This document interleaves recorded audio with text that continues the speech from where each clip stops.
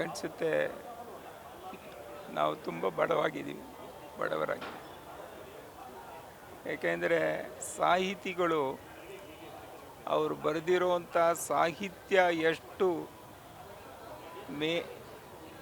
ಭಾಳ ತುಂಬ ಎತ್ತರದ ಸ್ಥಾನದಲ್ಲಿರುತ್ತೆ, ಅವರ ವ್ಯಕ್ತಿತ್ವ ಕೂಡ ಅಷ್ಟೇ ಎತ್ತರದಲ್ಲಿತ್ತು.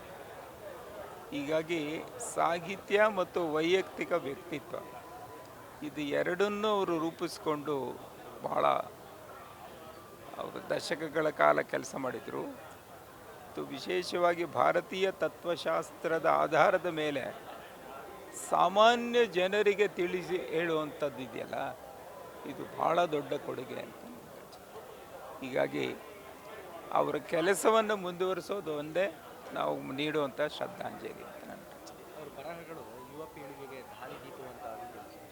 ಹೌದು, ಅದಕ್ಕೇ ನಾನು ಹೇಳಿದ್ದು, ಆ ಕಾದಂಬರಿಗಳನ್ನು ಅರ್ಥ ಮಾಡಿಕೊಂಡು ಅದನ್ನು ನಾವು ಒಳಾರ್ಥವನ್ನು ಇದು ಮಾಡೋಕ್ಕೆ ಸಾಧ್ಯವಾದರೆ ಭಾರತೀಯ ತತ್ವಶಾಸ್ತ್ರ, ಭಾರತೀಯ ಚಿಂತನೆ ನಮ್ಮಲ್ಲಿ ಬಂದಂಗಾಗುತ್ತೆ.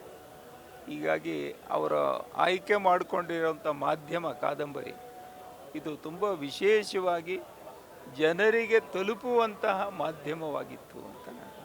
ಅಂತಿಮವಾಗಿ ಸರ್ಕಾರಕ್ಕೆ ಏನು ಹೇಳ್ತಾರೆ? ಸರ್ಕಾರಕ್ಕೆ ನಾನೇನು ಹೇಳೋದು, ಸಮಾಜ ನಾವು ಈ ರೀತಿಯ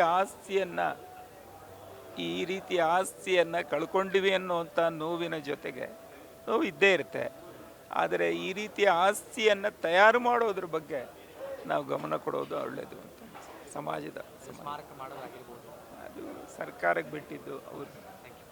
ಕ್ಷಣ ಕ್ಷಣದ ಸುದ್ದಿಗಳಿಗಾಗಿ ಫ್ರೀಡಂ ಟಿವಿ ಸಬ್ಸ್ಕ್ರೈಬ್ ಮಾಡಿ, ಲೈಕ್ ಮಾಡಿ ಹಾಗೂ ಫಾಲೋ ಮಾಡಿ.